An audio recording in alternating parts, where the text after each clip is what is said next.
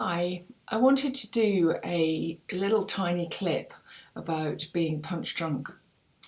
Now, one of the things that many people experience when they are really struggling with their health, mentally, but very particularly physically, is, and I can vouch for it myself because I've been a patient all my life, is, and it took me a long time to stop this, and I have to still be aware of it. So,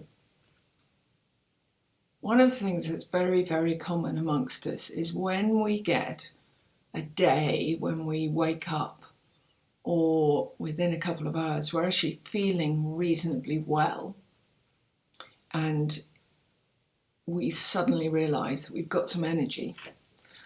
What unfortunately happens, which is very normal until you start learning the horrible consequences of this, you go immediately, the average person, I used to go into absolute overdrive, and I would immediately focus on all the jobs that I wanted to do.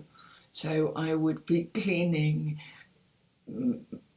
talking to people, organising my life, and I would sort of immediately take on the person that I so longed to be, who was far more energetic. And in a sense, I would deny the reality of what it was I was living with. Now, I would have a fantastic day, okay? The more I did, the more energized I would feel, the happier I was because I was being so-called normal. Now, that day would be absolutely fine. But the next day, I would be paying the price and I would be punch drunk. And what I slowly realised is that for every single day that I did wake up or I did feel okay, because I utilised that, but with such a focus on all the things I hadn't done, I would be punch drunk for about 5 days. So this is the tip that I really want to give you. Please be ruthlessly honest with yourself.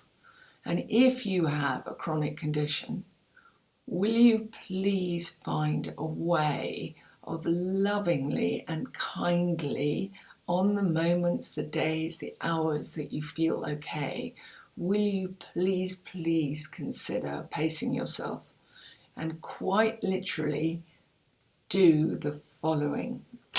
So a lovely woman that I knew, I had the privilege of knowing, she told her daughter one day when her daughter was going for her first job, she said, "Listen, sweetheart, what I want you to do is I want you to only be intentionally doing 75% what you're capable of every single day. Do only 75. I don't want you to give the job 100%.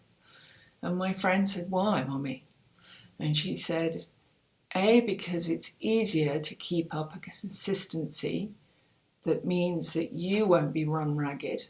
And it also means when the job does occasionally require more of you, you will have it in the tank.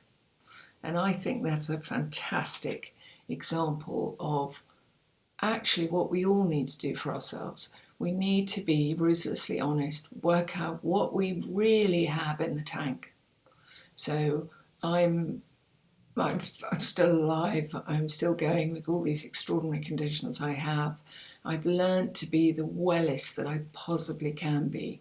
But part of the art of that is to pace myself. And if I have to have a really big day, I actually find all sorts of ways of just cutting back. So even though it looks probably on the outside as if I absolutely give my life 150%, please don't be fooled by that if you know me.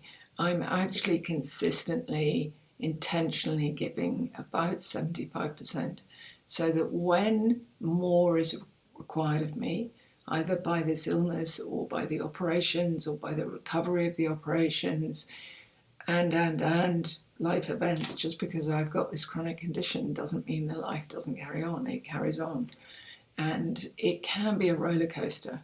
So in that roller coaster, very particularly, I sometimes need to cut back to about 60%. So have a think about that. I think it's a lovely way of being really intentional with your energy, and you stop putting yourself through that absolute misery of being okay one day and then you use all your energy, and then of course there's a kickback and you're going to end up feeling punch drunk. And then the people who love you are absolutely mortified because they know damn well what's going to happen. Their heart will just burst with the joy of seeing you joyful and energized and able to do things. But in the pit of their stomachs, they're going to feel sick because they also know that tomorrow and tomorrow and tomorrow and tomorrow, there's a price you're going to pay, and they don't want you to pay that price. So just have a think about it.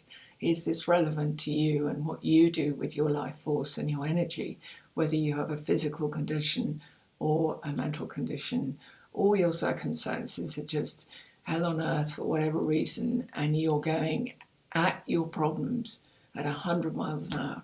Cut back. See if you can do just 75% and stop and smell the roses, as they say. God bless, or love bless, or just sending anyone that's listening to this blessings, because my goodness, we in this world need blessings at the moment. Bye-bye.